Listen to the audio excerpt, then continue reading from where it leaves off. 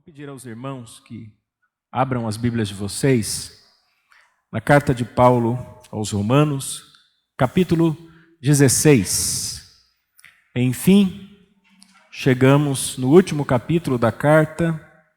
São 28 mensagens expositivas, uma vitória, um orgulho santo para nós, né? Como igreja, e os irmãos aí que vieram todos os domingos de manhã e à noite. Hoje nós vamos agradecer a Deus e aprender esse último capítulo. Quero dizer aos irmãos que todas essas mensagens estão sendo disponibilizadas no YouTube e também agora no Spotify. Então, compartilhe com as pessoas, leve o Evangelho e eu tenho certeza que será uma bênção. Carta de Paulo aos Romanos, capítulo de número 16. Recomendo-vos, pois, Febe, nossa irmã, a qual serve na igreja que está em Cencreia, para que a recebais no Senhor como convém aos santos e a ajudeis em qualquer coisa que de vós necessitar. Porque tenho hospedado a muitos, como também a mim mesmo. Saudai a Priscila e a Áquila, meus cooperadores em Cristo Jesus, os quais pela minha vida expuseram a sua cabeça, o que não só eu lhes agradeço, mas também todas as igrejas dos gentios. Saudai também a igreja que está em sua casa, saudai a Epêneto, meu amado, que é a primícia da Ásia em Cristo, saudai a Maria, que trabalhou muito por nós, saudai a Andrônico e a Júnia, meus parentes e meus companheiros na prisão, os quais se distinguiram entre os apóstolos e que foram antes de mim em Cristo. Saudai a Amplíato, meu amado no Senhor, saudai a Urbano, nosso cooperador em Cristo, e a Estaques, meu amado, saudai a Apeles, aprovado em Cristo, saudai os da família de Aristóbulo, saudai a Herodião, meu parente, saudai os da família de Narciso, os que estão no Senhor, saudai a Trifena e a Trifosa, as quais trabalham no Senhor, saudai a amada Pérside, o qual muito trabalhou no Senhor, saudai a Rufo, eleito no Senhor, e a sua mãe e minha, saudai a Síncrito, a Flengonte, a Hermas, a Pátrobas, a Hermes e aos irmãos que estão com eles. Saudai a Filólogo e a Júlia, a Nereu, sua irmã, e a Olimpas e a todos os santos que com eles estão. Saudai-vos uns aos outros com santo ósculo, as igrejas de Cristo vos saúdam. E rogo-vos, irmãos, que noteis os que promovem dissensões e escândalos contra a doutrina que aprendestes, desviai-vos deles.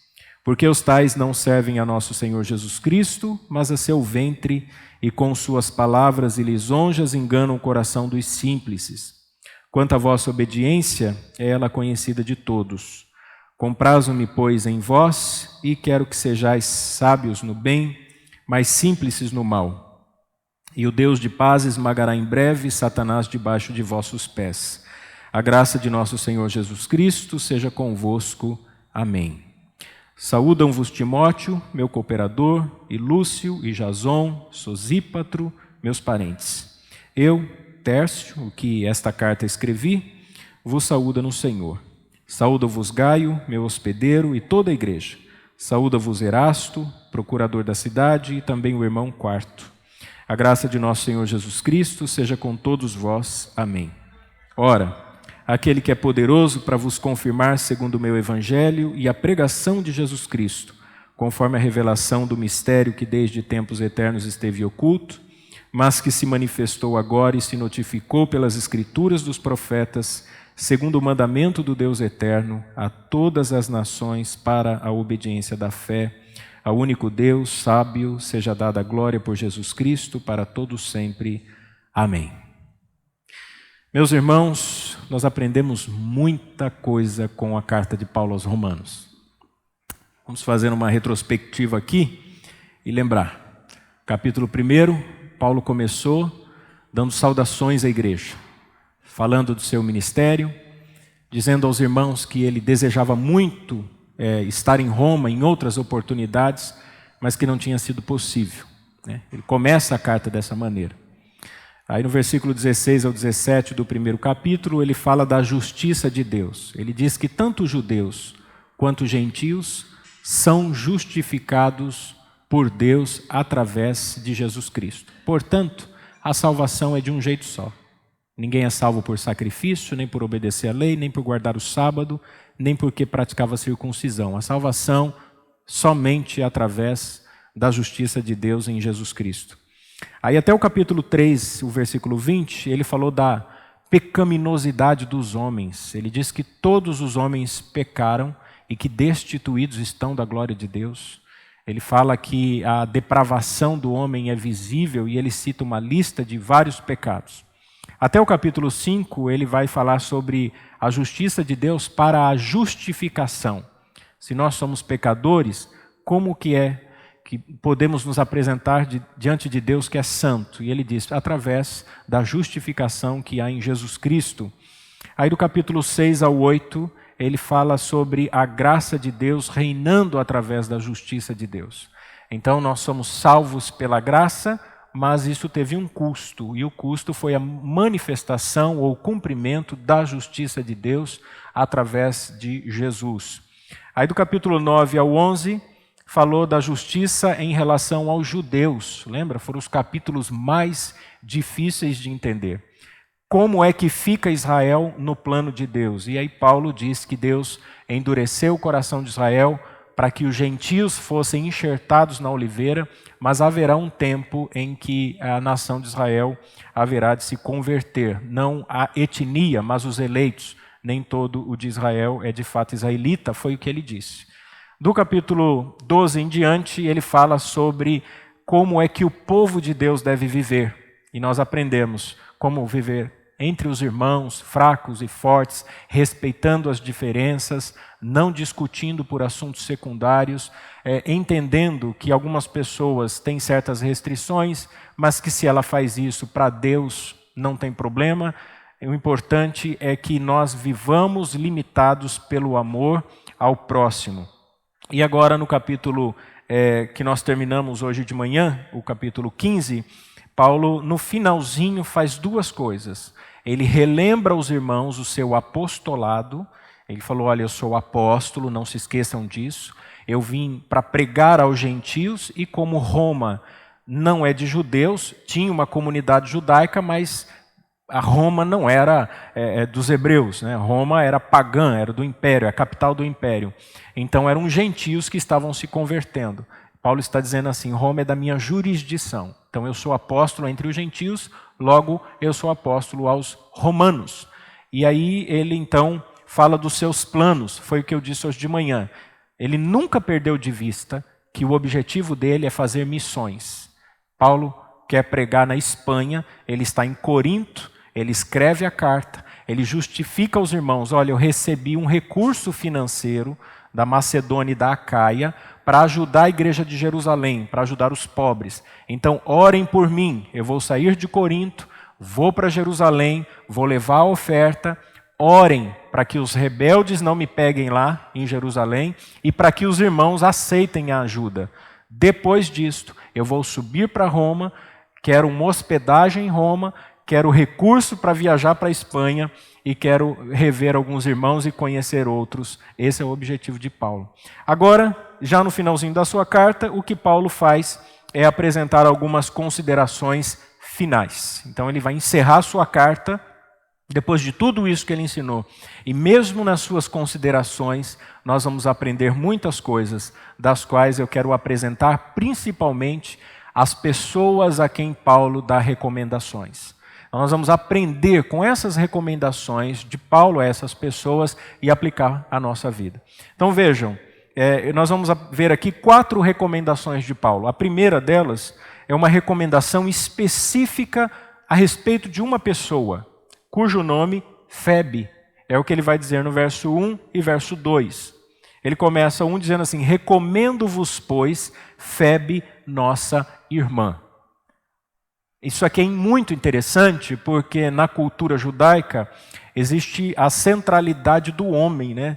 Existe muito a personagem masculina. E aqui Paulo diz, olha, eu recomendo a vocês uma mulher. E é essa mulher que vai levar a carta aos romanos. A responsabilidade de Febe.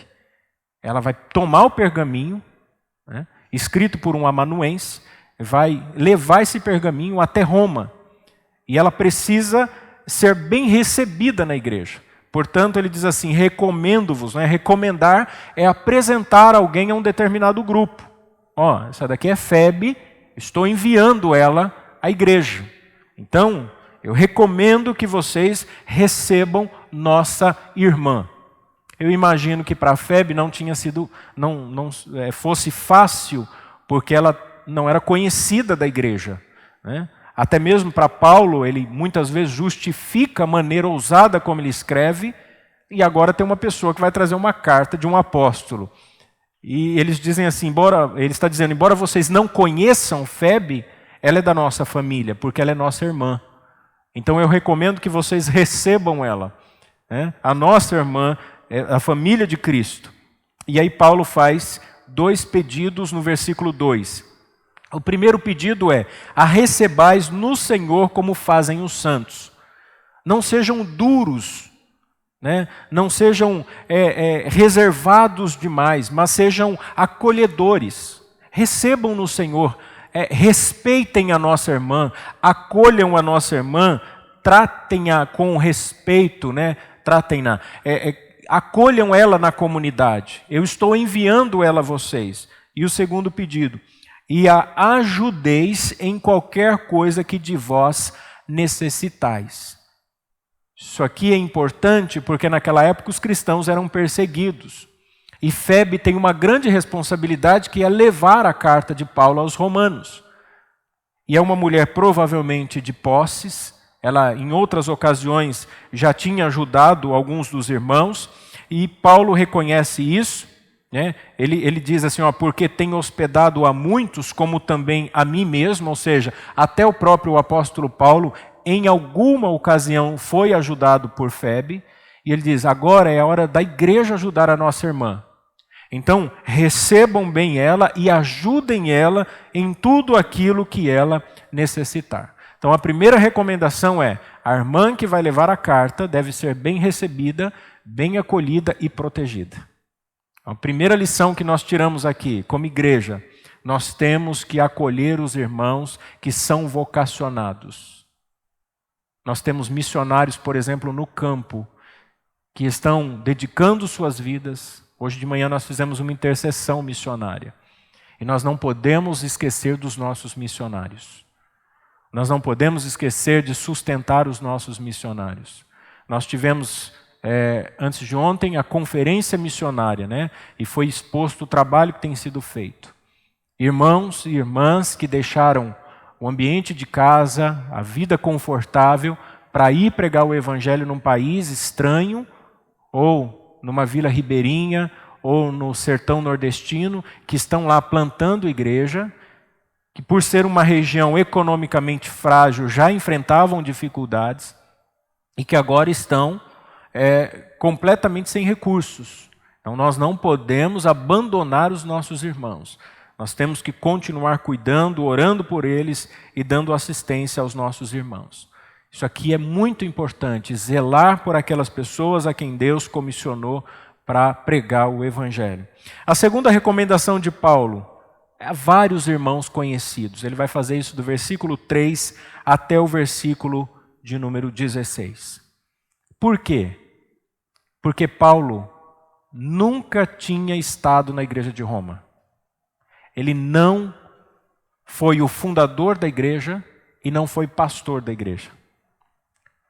Como é que Paulo vai escrever a carta à igreja, dizendo como eles deveriam viver, o que eles deveriam fazer, qual o procedimento que eles deveriam ter ao receber a sua carta, a irmã? Paulo usa uma estratégia, criando um ponto de contato na igreja. Eu não sei se você já teve a oportunidade de receber, por exemplo, uma proposta de... Uma proposta não, você tem vontade de entrar numa determinada empresa. Então você precisa criar uma ponte, uma identificação com aquela empresa. O que você faz? Você coloca no currículo assim, eu conheço fulano do RH, conheço fulano da produção, conheço o encarregado tal. O que isso gera? gera um vínculo de confiança. Então, a pessoa vai pegar o seu currículo e ele vai conversar com o fulano que te indicou. Vai falar assim, viu, ciclano quer entrar na empresa, ele diz que te conhece. Ah, sim, conhece, é meu amigo. Nós já vivemos muitas experiências juntos, conheço de longa data, morava não sei na onde, mudou para Campinas. Então, Paulo está criando um ponto de contato na igreja. Ele está dizendo assim, eu nunca estive aí, mas eu conheço muita gente dessa igreja. Eu conheço vários irmãos que são cooperadores, alguns que já foram presos comigo, já participaram de viagem comigo, são obreiros conhecidos de longa data. Eu tenho inclusive aí uma primícia da Ásia, o primeiro que se converteu. Então tem muita gente nessa igreja que eu conheço e o objetivo dele é criar esse vínculo com a igreja. E ele deixa para fazer isso no finalzinho, vocês perceberam? Paulo poderia ter feito isso no primeiro capítulo. Mas não, a prioridade de Paulo é falar do Evangelho, falar de Cristo, enriquecer a igreja com doutrina, ensinar a igreja a viver. No final, Paulo diz assim, eu conheço muita gente dessa igreja. E como é que ele faz isso? Saudando os irmãos. Saudando os irmãos. Então você vai para um determinado lugar, onde você já morou ou já passou algum tempo, você vai para o estado tal e você diz assim, agora eu vou nas igrejas lá que eu vou rever os meus irmãos. E aí você diz, ô fulano, a paz do Senhor. Né? Ou quando alguém vai voltar para uma determinada região, você diz assim, ó, leva saudações ao pastor tal, ao presbítero tal, né? Ao irmão fulano de tal. Por quê? Porque você cria vínculos com aquela igreja por causa das pessoas que lá congregam. Então Paulo está agora saudando os irmãos, ele está fazendo aquilo que a gente faz com frequência. Uma carência afetiva e uma necessidade de identificação. Paulo tinha esse lado muito humano. Se você ler a segunda carta dele a Timóteo, quando ele diz assim, ó Timóteo, vem ter comigo depressa, já estava chegando o período do inverno, era difícil para navegar, ele fala assim, olha, traz a minha capa que deixei em Troade. Né? Ele fala sobre a necessidade de amigos, de companhia, traga os pergaminhos. Ele diz assim, olha, o tempo da minha partida está próximo, ele sabe que vai morrer. Paulo tem esse lado afetivo. Então nós precisamos das pessoas, isso não é vergonhoso. Né? Nós temos necessidade da companhia dos irmãos. Então, saúde os irmãos mesmo. Não tem nenhum problema com relação a isso. Pode dizer, irmão, eu amo você, eu preciso de você. Eu não posso estar sempre na sua casa, mas eu preciso de você e eu espero que você precise também do meu amor, da minha companhia. Isso é muito importante. Paulo nos ensina com isto. As primeiras pessoas que ele saúda, no verso 3, um casal muito amado, Priscila e Áquila. Toda vez que eu leio a respeito desse casal, eu lembro da nossa agência missionária, que é a MISPA, Missão Priscila e Áquila. Né? Esse casal aqui esteve na cidade de Corinto, eles fugiram da perseguição em Roma, o imperador Cláudio estava perseguindo os cristãos, e esse casal foi parar na cidade de Corinto. Quando Paulo foi para Corinto, conheceu esse casal, fez tendas, trabalhou algum tempo assim, ficou 18 meses, plantou a igreja de Corinto lá. Então ele tinha um vínculo muito grande. Aqui provavelmente eles já haviam retornado para Roma, a perseguição já tinha se amenizado. Então Paulo diz assim, olha, saúda a Priscila e Áquila, os meus cooperadores em Cristo. Vocês sabem que as cartas do Novo Testamento, quando foram escritas, dificilmente se colocava o nome da mulher primeiro, né? Isso aqui é um ponto de debate entre os teólogos. Por que Paulo colocou o nome da esposa primeiro, ao invés de falar assim, ó, manda saudações a Áquila e a Priscila. Ele falou, não, manda Priscila e Áquila. Tem teólogos que dizem que essa mulher aqui, provavelmente, ela assumia a liderança muitas vezes no trabalho. Então, o casal ficou conhecido por causa da mulher. Tem casais que é assim, né? A mulher é muito dedicada, muito intensa no que faz, e não que ela estivesse usurpando a função de Áquila, mas era a maneira como eles ficaram conhecidos. É por isso que toda vez que alguém manda saudações para mim, eles falam assim, ó, dá saudações à Patrícia e ao Luiz. É normal isso. Eu lembro que uma vez eu fui na igreja em Indaiatuba, foi logo no começo, né? Nós tínhamos mudado, e a minha sogra, toda vez que eu ia na casa dela, ela dizia assim, Patrícia, fulano mandou saudações. Patrícia, a irmã mandou um abraço. Patrícia, a fulana mandou um beijo. Eu falei assim, Marlúcia, ninguém mandou saudações para mim? Ela falou, Luiz, não. Eu falei, mas não é possível um negócio desse. Aí eu fui no culto, fiquei na porta com os diáconos, e os irmãos iam chegando, eu, a paz do Senhor, Luiz, paz do Senhor. Eu falei assim, o presbítero Sérgio. O Sérgio chegou, Luiz, me abraçou e tal. Eu falei assim, Sérgio, você está com saudade de mim? Ele falou assim, não. Eu falei, mas que falta de sensibilidade desses irmãos. Ele falou, mas faz tão pouco tempo, né, que você foi para Campinas. E a Patrícia congregou na Morada do Sol muito mais tempo, né? Participou de muitos ministérios e atividades, então era normal que os irmãos falassem primeiro a Patrícia. A Patrícia é da Morada do Sol, né? Eu era da igreja sede. E aí, quando nós congregamos na sede, antes de vir para Campinas, ficou conhecido como Luiz e Patrícia. O verso 5, ele diz, olha, saudai também a igreja que está em sua casa. Vejam, esse casal que plantou uma igreja em Corinto, continuou fazendo a mesma coisa em Roma. Olha como eles eram dedicados, porque quando a gente fala igreja, logo vem na nossa mente assim um templo e as pessoas congregando, né? Porque essa é a nossa cultura. Mas não era assim em Roma, tá? Não tinha lá a primeira igreja presbiteriana de Roma, ou a primeira igreja Assembleia de Deus de Roma, ou igreja batista. Não tinha isso. O que tinham eram igrejas nas casas. Então você tinha várias casas e várias pessoas reunidas. E aqui na casa de Priscila e Áquila tinha uma igreja que se reunia. E Paulo diz, olha, mande saudações à igreja que está reunida também na sua casa. No verso 5 ele continua dizendo, saudai a Epêneto, meu amado que é as primícias da Ásia em Cristo. Paulo cuidadosamente lembra do primeiro irmão que se converteu a Cristo naquele lugar. Que exemplo que o apóstolo Paulo nos dá. Porque quando nós começamos a congregar numa igreja, nós deixamos um pouco a história daquela igreja de lado, né? E nós nos esquecemos. Então aqui nós temos irmãos que estão desde o início. São as primícias da obra que Deus fez aqui em Campinas. E nós nunca devemos nos esquecer desses amados irmãos, orar por eles e sempre trazer a nossa memória, a lembrança. Então, são irmãos que Deus colocou no trabalho, colocou na comunidade e que são as primícias do que Deus tem feito naquele lugar. Agora vamos lá para o verso 7. Olha agora a saudação.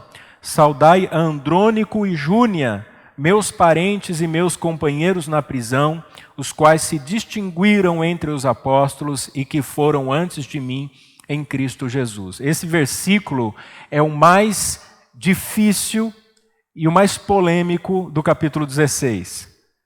Principalmente quem defende o ministério apostólico e quem defende o ministério pastoral feminino. Porque eles dizem assim, olha, está vendo só o que Paulo está fazendo? Andrônico e Júnia eram um casal. E olha o que Paulo diz, que eles são apóstolos em destaque. E agora, como é que fica? Ao que tudo indica, Júnia, aqui é o diminutivo de Juniano. Então o que Paulo está falando aqui não é a um casal.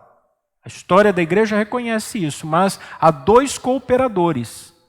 Existem vários outros escritos do período que utilizavam a abreviação de Juniano para Júnia. Então Paulo está dizendo, olha, dá uma saudação, né, saúda esses irmãos, porque eles são os meus parentes. Paulo tinha família. São os parentes de Paulo. Raramente nós ouvimos falar sobre a família de Paulo. Ele tem família, ele tem parentes, e tem pessoas da sua casa que se converteram. Então, mandem saudações aos meus parentes.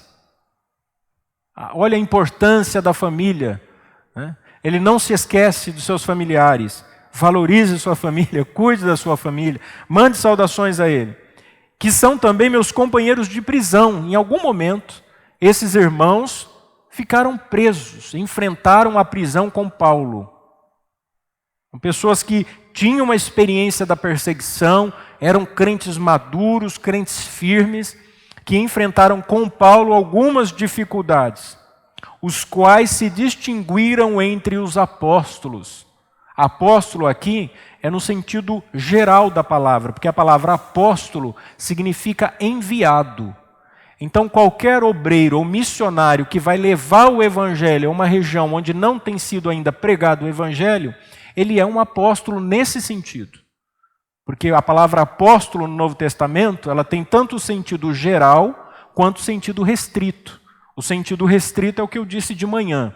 Tinha que ser testemunha ocular, tinha que ter o dom para operar milagres, fundamentava a igreja com a palavra inspirada, o cânon. Essa era a função de apóstolo. Paulo disse, eu sou apóstolo. Por quê? Porque eu tenho sinais, prodígios e maravilhas. Ele disse isso no capítulo anterior. Mas esses obreiros aqui que foram enviados para pregar o evangelho, estavam em destaque pelo trabalho que eles haviam feito. E olha só, eles não se converteram com a pregação de Paulo. Ele disse que foram antes de mim em Cristo. Eles se converteram antes de Paulo. Eles entenderam o evangelho antes do próprio apóstolo Paulo. Então eram pessoas de alta estima, de alta reputação, de grande respeito na igreja, e Paulo reconhece isso e diz assim, mandem saudações a esses companheiros, Andrônico e Júnia, que são meus cooperadores e que trabalham na obra de Deus. No verso 9 tem uma outra saudação importante, que é uma pessoa chamada Urbano, nosso cooperador em Cristo. Por que eu quero destacar aqui Urbano? Porque Urbano é um título dado geralmente a pessoas da esfera mais pobre da sociedade da época, possivelmente um escravo. Então, a igreja do primeiro século não vivia o preconceito social. Os irmãos se amavam tanto, não existia esse negócio de rico, pobre, abastado e miserável, senhor e escravo.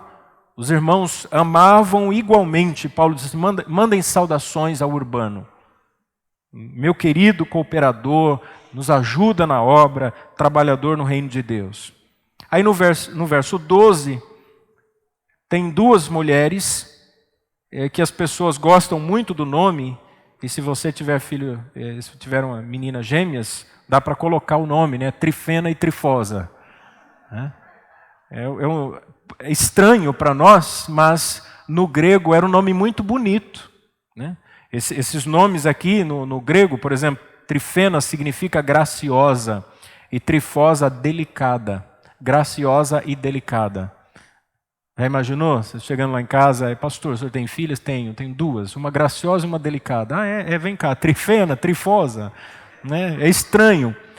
E provavelmente eram membros da família real, porque existe o cemitério da família real com lápide, né? Com o nome de Trifena e Trifosa. Então eram pessoas de alto gabarito na sociedade romana, com relação à família imperial, pessoas próximas do imperador.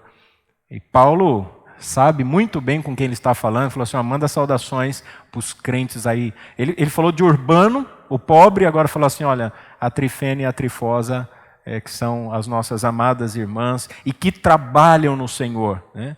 São dedicadas, são esforçadas. No verso 13, outra saudação, saudai a Rufo, eleito no Senhor. Rufo, eleito aqui não é no sentido de salvação, eleito é no sentido de ofício. Ele foi eleito pela igreja, provavelmente um presbítero, o líder da igreja, e ele manda saudações, o respeito ao pastor daquela igreja, e ele diz que a mãe desse obreiro, desse eleito, é também mãe dele. Ele não está dizendo que Rufo é seu irmão, mas ele tem a mãe de Rufo como uma segunda mãe. Mais uma vez, Paulo mostra um lado afetivo. Né? Mande saudações a Rufo, eleito no Senhor, e sua mãe e minha. Ele gostava tanto da mãe de Rufo, que considerava como sua mãe. A minha sogra é como se fosse minha mãe. Então, quando você gosta demais, e você tem essa identidade, você se sente acolhido afetivamente, você diz assim, é como se fosse uma mãe para mim. Então Paulo tem um carinho muito grande. Veja quantas pessoas Paulo conhecia da igreja de Roma. E quem é esse Rufo aqui? Possivelmente, filho de Simão, cirineu que carregou a cruz de Cristo. Por quê? Marcos 15, 21 diz assim: e constrangeram um certo Simão, cirineu, pai de Alexandre e de Rufo, que por ali passava, vindo do campo a que levasse a cruz. Alguns teólogos dizem que esse Simão, cirineu, ele se converteu a Cristo, e aí o seu filho Rufo se tornou um dos presbíteros da igreja de Roma. Olha que coisa interessante, a soberania de Deus, né? Aquele homem passando no momento que Jesus está na Via Crucis, você vai carregar a cruz, vai ajudar ele lá. E aí Deus tinha um propósito, né? Ao que tudo indica. A terceira recomendação de Paulo agora é sobre os falsos profetas. Essa é uma preocupação importante e que nós temos que tomar muito cuidado. Versículo 17 ao 24, ele diz assim, o 17, e rogo-vos, irmãos, que noteis, notar é que vocês prestem atenção, que vocês fiquem de olho, observem direitinho, fiquem atentos aos que promovem dissensões e escândalos contra a doutrina que aprendestes e desviai-vos deles. Se afastem deles.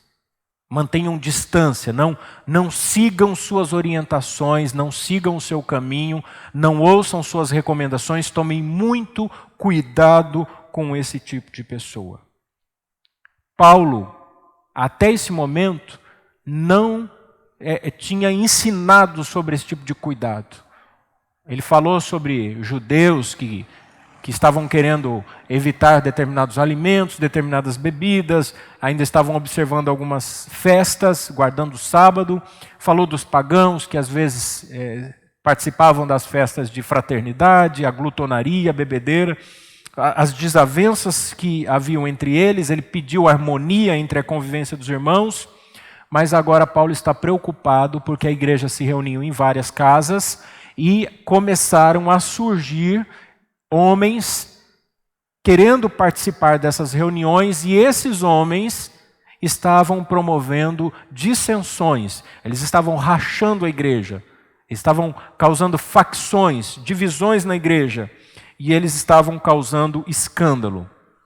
A divisão possivelmente porque eles não aceitavam o evangelho como a doutrina que eles tinham aprendido. Talvez eles fossem judaizantes. E a questão dos escândalos tem a ver com o testemunho. Eram pessoas que provavelmente já eram conhecidas por terem sido autores de alguns problemas nas igrejas na região. Então Paulo está dizendo, olha, tomem muito cuidado, identifique essas pessoas, né, porque a igreja de Roma, ela não foi fundada pelo apóstolo, ela foi fundada por irmãos que presenciaram o dia de Pentecostes, a descida do Espírito Santo. Esses irmãos levaram o evangelho para Roma e Deus começou a plantar uma igreja naquele lugar. Agora, era natural que surgissem os falsos obreiros, porque tem gente que é assim. Ele gosta de aparecer quando a igreja está indo bem e ele começa a causar, né? Quantas histórias nós já ouvimos de pessoas, falsos obreiros, que causaram dissensões, divisões em igrejas que eram saudáveis, mas porque os irmãos não foram firmes. Notem, observem os falsos obreiros e desviem-se deles, não aceite-os. Paulo tem um posicionamento muito firme com relação a isso. Aí no verso 18, porque os tais não servem ao nosso Senhor Jesus Cristo, mas ao seu ventre. Essa é a real motivação dos falsos obreiros. Servir ao ventre é literalmente dinheiro, poder, fama, riqueza. Paulo não tem meias palavras. Paulo não é o camarada politicamente correto. Ele não tem essa polidez toda. Ele chega e diz assim, você é falso profeta porque você serve o dinheiro, você não serve a Deus. Porque você gosta de grana, porque o que você quer é riqueza. É por isso que você desvia da verdade. É por isso que você prega um falso evangelho. Não é porque você simplesmente rejeita a verdade do evangelho, mas é porque você quer dominar as pessoas e você quer ser rico, você quer ter o poder. Essa é a real motivação dos falsos pregadores. Não se engane. Tem gente que diz assim, não, fulano é tão sincero. É sincero, mas é amante do dinheiro. E quem ama o dinheiro não consegue seguir o caminho do verdadeiro pregador das Escrituras. Porque ele se vende ao dinheiro. E o que é que esses pregadores fazem? Eles pregam a verdade? Eles pregam a doutrina? Eles pregam contra o pecado? Não. Porque pregar contra o pecado não dá dinheiro. Então o que eles fazem? Paulo diz, com as suas suaves palavras e lisonjas, eles enganam o coração dos simples, dos incautos, dos indoutos, dos ignorantes, dos desprovidos de conhecimento. E essa palavra aqui, essa expressão suaves palavras e lisonjas, na raiz do grego significa fazer promessas. Eles fazem promessas. Você já viu aquele pregador que diz assim, olha, Deus vai dar tudo o que você está pedindo, porque dele é o sim e o amém. Posso ouvir um glória a Deus? E o povo, glória a Deus. Você pode estender as suas mãos e receber a vitória, aí onde você está, o povo, glória a Deus, eu tomo posse. Não é assim? Olha, eu não sei o que você está passando, mas eu quero dizer que nessa noite, Deus vai realizar os seus sonhos. Eu quero dizer que você está grávido dos sonhos de Deus. Ouvi um pastor dizendo assim, Deus me livre. Eu quero dizer que você está gerando a vitória de Deus na sua vida. E que o melhor de Deus ainda está por vir. Poxa, o melhor de Deus é Jesus Cristo, Ele já veio. Então tudo que você quer, Deus vai te dar. É igual o pastor que falou assim, nós vamos fazer uma grande campanha. A campanha do dê o seu melhor. Deus disse a Abraão, eu quero Isaac. E o pastor falou, irmãos, semana que vem você vai trazer o seu melhor. Você vai trazer o seu tudo. Você vai dar para Deus o seu Isaac. E aí ele reuniu a igreja e o povo foi.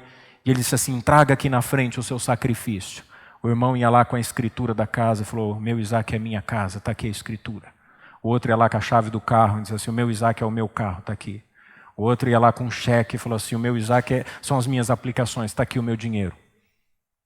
Aí um irmão experiente, conhecedor da palavra, falou assim, pastor, eu tenho uma revelação de Deus. O pastor falou, vem aqui na frente, entrega para a igreja, vem cá, vem cá. Ele foi lá, pegou o microfone e disse assim, irmãos, Deus recebeu o sacrifício do Isaac. E assim como ele permitiu a Abraão que voltasse com o seu filho do Monte Moriá, Deus está dizendo, pegue suas coisas e voltem para casa com o Isaac de vocês. O pastor falou, pelo amor de Deus, não faz um negócio desse. Porque se você não conhecer as escrituras, você só entrega o Isaac. Você esquece que Deus devolveu o Isaac. Que Deus já proveu em Cristo Jesus tudo aquilo que a gente precisa. Mas esses homens, eles têm suaves palavras, lisonjas. E quem é que é pego nessa arapuca? Quem é que pisa nesse laço? Paulo disse, as pessoas simples. Sabe quem são os simples? São aquelas pessoas que dizem assim, esse negócio de estudar teologia não é de Deus. Esse negócio aí não é de Deus. Que conhecer, ficar estudando os versículos, não, a palavra de Deus é revelada. Você já viu gente dizendo assim? É o rema. É o que Deus revelou no meu coração. Não é o que está escrito, mas é como ela vai ser aplicada, é uma revelação espiritual. E ele está dizendo que essas pessoas que rejeitam são exatamente as pessoas que se enganam facilmente. E os falsos obreiros, eles sabem como agir. Por que a igreja tinha que ser firme? Por que a igreja tinha que desviar deles? Por que a igreja tinha que notar essas pessoas? Notar é como se fosse colocar um título na testa dessas pessoas. É como se chegasse para o irmão, o falso pregador, escrevesse assim na testa dele assim, falso profeta. Para que todo mundo que olhasse falasse assim, esse aí é um falso pregador. E desviasse dele. No versículo 19 ele diz, quanto à vossa obediência, ela é conhecida de todos. A igreja de Roma era conhecida por causa da firmeza doutrinária.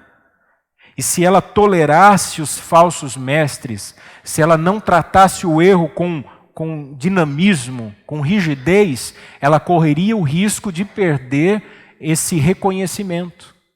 Eu disse de manhã, né? Eles eram amorosos, eram firmes na doutrina, eram aptos para advertir uns aos outros. Já imaginou uma igreja assim? Onde os irmãos são maduros o suficiente para admoestar uns aos outros, Quer dizer, eu não preciso falar com um pastor. Na igreja já tem irmãos maduros que podem me ajudar. A igreja é conhecida pela maturidade. Eu até contei o testemunho de um pastor que falou para mim assim, olha, a igreja de Campinas é bem vista no presbitério. E eu brinquei com ele e disse assim, mas pastor, nós somos uma igreja pequena, temos pouco recurso, tem tanta igreja grande. Ele falou, não, ela é respeitada pelo posicionamento. Eu falei, verdade? Mas se é respeitada assim, por que que às vezes algumas pessoas questionam? Falou, questionam, mas admiram, sabia? Porque vocês, entra tempo e sai tempo, vocês estão do mesmo jeito. Não inventa moda, a igreja não fica criando meios para atrair as pessoas. É uma igreja focada, sabe o que quer, é uma igreja firme. Os irmãos são bem vistos no presbitério. Eu falei, que coisa boa, que coisa boa. A Eloá, quando começou a congregar com a gente, falou assim, pastor, vários dos meus amigos acabaram se afastando de mim. Porque disseram assim, ixi, agora você é presbiteriana, isso tudo você vai criticar e vai ficar... Eu falei assim, seja bem-vinda. Porque quando você começa a estudar, é lógico que a gente tem que ter sabedoria, amor, carinho, acolher as pessoas, não é para afastar as amizades. Mas é natural que ao ponto em que você vai amadurecendo, as pessoas vão te analisando por isso. E Paulo diz assim, quanto à vossa obediência, ela é conhecida de todos. Todo mundo conhece a obediência da igreja. Olha, o presbitério conhece a obediência da igreja de Campinas. Roma admira a obediência da igreja. Né? A sociedade, todos, as outras irmandades, os irmãos todos conhecem. E ele diz assim, tem uma coisa, verso 20. E o Deus de paz esmagará em breve Satanás debaixo de vossos pés. Desde o início da carta, o apóstolo Paulo não tinha mencionado o nome do diabo. Ele só fala de Satanás agora, no capítulo 16. E eu achei interessante porque quem fez essa observação foi reverendo Augustus Nicodemos. Ele falou assim, vejam que muitos pastores falam constantemente do diabo nas suas pregações. Paulo escreveu 16 capítulos e só falou do diabo no último. Por quê? Porque o diabo é uma nota de rodapé no Evangelho. É a palavra do Augustus. Ele não está preocupado com isso. Mas quando ele menciona o diabo, ele menciona por duas razões. Primeiro, para dizer que o diabo já é vencido. Ele já foi derrotado. Então, não fique preocupado com o diabo. Em breve, ele será esmagado debaixo dos vossos pés. Segundo, ele menciona o diabo para salientar, para colocar em evidência que o diabo é quem está por trás dos falsos profetas.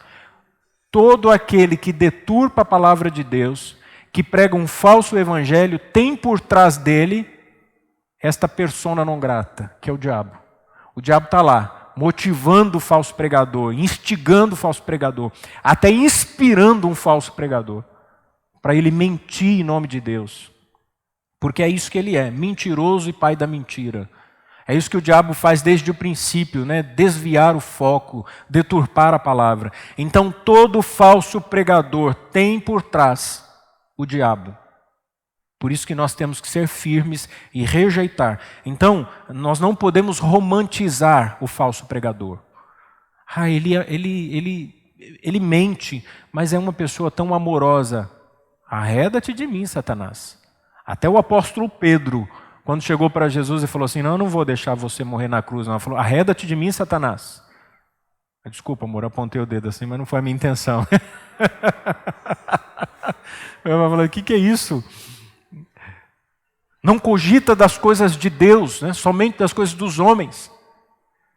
Então nós temos que ser firmes, irmãos. Mesmo que seja alguém que a gente gosta, pregou o falso evangelho, está mentindo, repreenda essa pessoa. Fala, olha, em nome de Jesus, para com isso. Para com isso. E eu conheci irmãos que inventavam testemunhos. Inventavam, iam pregar em determinadas igrejas e ficavam assim, porque eu fui pregar numa determinada cidade, Deus me usou para curar um câncer, o paralítico andou para levantar oferta, para ser bem quisto naquela cidade, para fazer fama. Antigamente não tinha internet, parece que era mais fácil, né, mentir. Agora não, né? Agora você vai pregar no lugar e estão lá te filmando. Assim, peraí, você pregou em tudo que a igreja aconteceu um milagre, vamos filmar, que põe um celular aqui, põe uma câmera, eu quero ver os milagres no culto. Aí não tem mais. Só ouve-se falar, né? Mas ninguém vê. Então, temos que repreender essas pessoas. Do verso 21 ao 24, Paulo vai mencionar vários obreiros fiéis. Então, assim, se de um lado existem os falsos pregadores, por outro existem os pastores piedosos, os pastores que estão preocupados em fazer a obra de Deus, em pregar o evangelho. Paulo não está desmotivando a igreja, porque senão a gente perde a motivação. Você já passou por isso? E você diz assim, mas não é possível, parece que só tem gente ruim. Não consigo achar uma igreja boa para congregar. Às vezes você viaja para uma cidade, você fala assim, eu vou procurar uma igreja para eu congregar enquanto eu estou de férias aqui nessa cidade. E você entra numa igreja e fala, não dá. Aí você vai em outra igreja e fala, nossa, é pior ainda. Aí você vai na outra igreja e fala, meu Deus, o que está acontecendo? Nós fomos visitar uma família que está vindo para a igreja agora, ele mora longe da igreja. E eu falei, nossa irmão, é longe, né? Ele falou assim, não pastor, eu procurei várias igrejas e um dia eu estou lá zapeando na internet. E aí entrei, eu vi lá a igreja presbiteriana, vi uma pregação, falei para minha esposa, cheguei, eu falei, vou na igreja conhecer, depois a gente vai. Chegou atrasado no culto, depois veio outro culto, aí veio com a família, agora ele tem frequentado. E a gente aprende uma coisa, o pastor Renato Vargens escreveu no Facebook dele, as pessoas estão procurando uma igreja mais perto da Bíblia e não mais perto da sua casa. Nós temos irmãos de Hortolândia, Sumaré, mora quase perto de Montemor, Valinhos. Por quê, irmãos? Porque as pessoas estão preocupadas com isso, com a verdade do Evangelho. E Paulo diz assim, olha, mandem, temos saudações aqui, recebam as saudações de Timóteo, de Lúcio, de Sosípatro, de Tércio, de Gaio, de Erasto e Quarto, que eram obreiros fiéis. Se existem os falsos pregadores, existem também os verdadeiros obreiros comprometidos com a verdade. Não desanimem, recebam saudações desses irmãos. Esses irmãos estão comigo, são irmãos fiéis, são irmãos dedicados e a obra de Deus vai continuar. E a última recomendação de Paulo agora é sobre o culto. Versículo 25 ao versículo 27. É uma doxologia.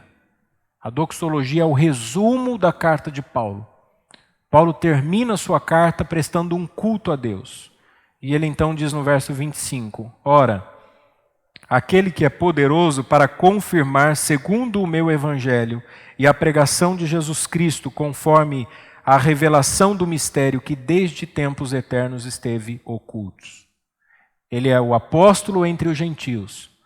E ele está dizendo aos gentios que aquele que o comissionou ao apostolado, que o levantou para pregar o evangelho, ele, segundo o meu evangelho, quer dizer, a maneira como eu tenho pregado, porque Deus me comissionou a isso, a pregação de Jesus Cristo. Qual o conteúdo da pregação? Ele diz, o mistério, a revelação do mistério que desde tempos eternos esteve oculto. Esteve oculto. Então, a palavra que tinha sido revelada no Antigo Testamento era aos hebreus. Os judeus que tinham essa revelação escrita de Deus. Agora, Deus estava usando o apóstolo Paulo para pregar aos gentios e dizendo, olha, todas as nações estão sendo incluídas nesse pacote da salvação. Por que isso? Porque Deus mudou seus planos? Não, o plano de Deus é o mesmo. Só que esse mistério estava oculto na eternidade, mas agora foi revelado. E o verso 26, para que ele foi revelado ou por quê? Mas que se manifestou agora, revelou-se agora, e se notificou pelas escrituras dos profetas. A escritura do Antigo Testamento é que dá a base, é o que comprova o que eu estou dizendo, segundo o mandamento do Deus eterno, a todas as nações para a obediência na fé. Os gentios estão sendo salvos, Paulo está dizendo, não é porque Deus os judeus rejeitaram, agora Deus criou um novo plano. Não, porque Deus já tinha prometido salvar os gentios através dos profetas. E o mandamento de Deus na eternidade, a eleição de Deus, se revelou agora, se manifestou agora. Qual o objetivo dessa manifestação? Para a obediência na fé de todas as nações. Paulo não perde de vista um único momento qual o objetivo dele ao escrever a carta aos Romanos. Pregar o evangelho, fazer missões, levar a palavra de Deus, ganhar almas para Cristo. Né? Eu vou pregar aos povos não alcançados, eu vou levar o evangelho. Para que ao pregar, o chamado aos ouvidos externos, Deus, conhecendo os seus eleitos, chamará internamente. Ele trará a salvação àqueles por quem Cristo morreu. Então ele mantém o foco. Versículo 27, ele conclui: ao único Deus, sábio, seja dada a glória por Jesus Cristo, para todos sempre. Amém. Deus é único, não existe outro. A salvação é somente através do que Deus estabeleceu. Ele não só é o único, como ele é sábio. A sabedoria oculta de Deus que é revelada em Jesus Cristo, o seu plano eterno. Quando a gente lê a carta aos Romanos, nós ficamos impressionados ao ver como Deus sabiamente estabeleceu os meios de salvação. É impressionante. Quando eu me identifico com esse propósito eterno de Deus, conforme Romanos 8, né, que Ele nos chamou, nos elegeu em Cristo e nos deu a salvação eterna. Versículo 29, porque os que dantes conheceu, também os predestinou para serem conformes à imagem do seu Filho, a fim de que ele seja o primogênito entre muitos irmãos. E aos que predestinou, a esses também chamou. E aos que chamou, a esses também justificou. E aos que justificou, a esses também glorificou. Essa é a sabedoria eterna e oculta de Deus. Deus já fez tudo. Ele já elegeu, predestinou, chamou, justificou e glorificou. Mas pastor, eu não morri como Deus glorificou, porque é a sabedoria de Deus. Deus olha para nós não preso a questões temporais. Eu olho passado, presente e futuro. Embora isso é muito mais filosófico do que real, já percebeu? Por quê? Porque o presente já não existe. Porque o tempo não para. Então o presente já é passado e o futuro já é presente. Logo o presente também já passou. A vida é dinâmica, é o tempo todo. Deus, quando olha, Ele já vê tudo. Deus já viu a nossa glorificação. Ele já nos conhecia antes da fundação do mundo, antes que nós fôssemos formados no ventre da nossa mãe, antes que qualquer um dos nossos ossos existisse, qualquer célula. Deus já nos conhecia. Deus sabe absolutamente tudo. Antes que palavra alguma chegue aos meus lábios, Deus já sabe. Antes que eu pense qualquer coisa, Deus já sabe. Não há nada oculto diante dele. Ele é exaustivamente sábio, ele conhece absolutamente tudo, tudo, tudo. Não há nada que fuja ao seu conhecimento, sua onisciência. E esse Deus único, sábio, a Ele seja dada a glória.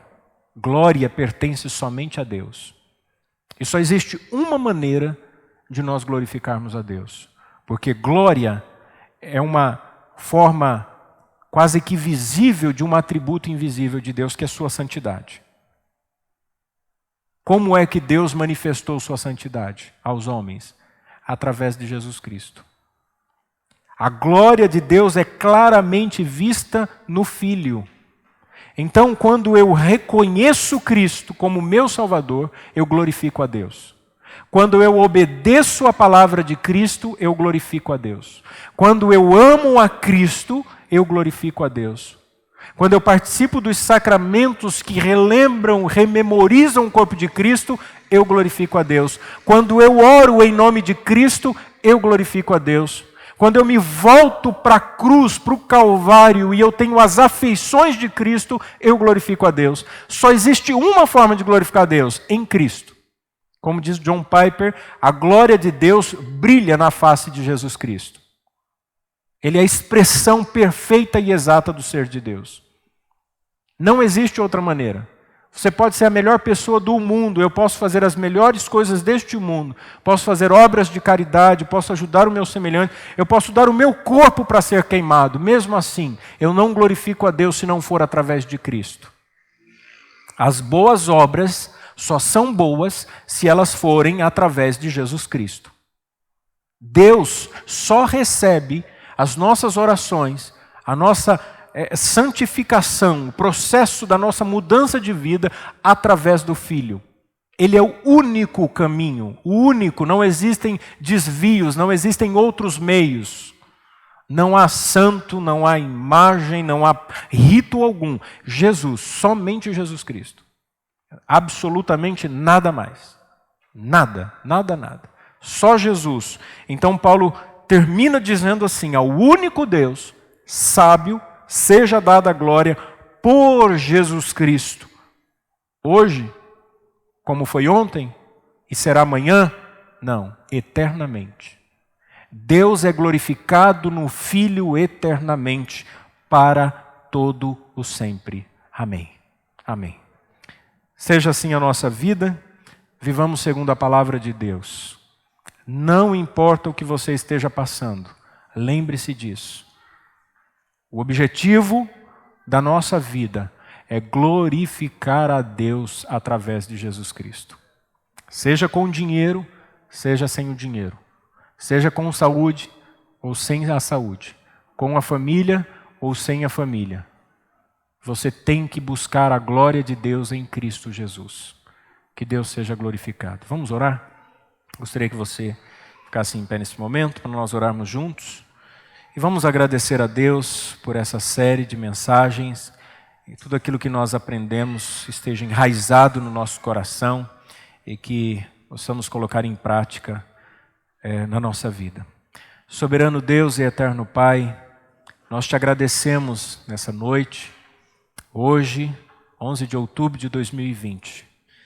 Nós podemos guardar na nossa memória que aprendemos muito na carta de Paulo aos Romanos, nesse período que nunca vamos esquecer, por causa da pandemia que assola o mundo, por causa das experiências que nós vivemos e estamos vivendo, por períodos de trevas, de luta, de tribulação, mas em que fomos enriquecidos com a Tua palavra.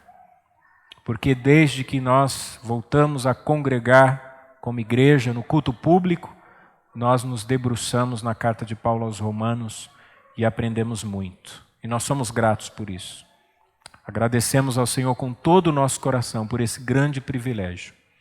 E que essa verdade seja impactante na nossa vida e na vida daqueles que tiverem contato com a gente.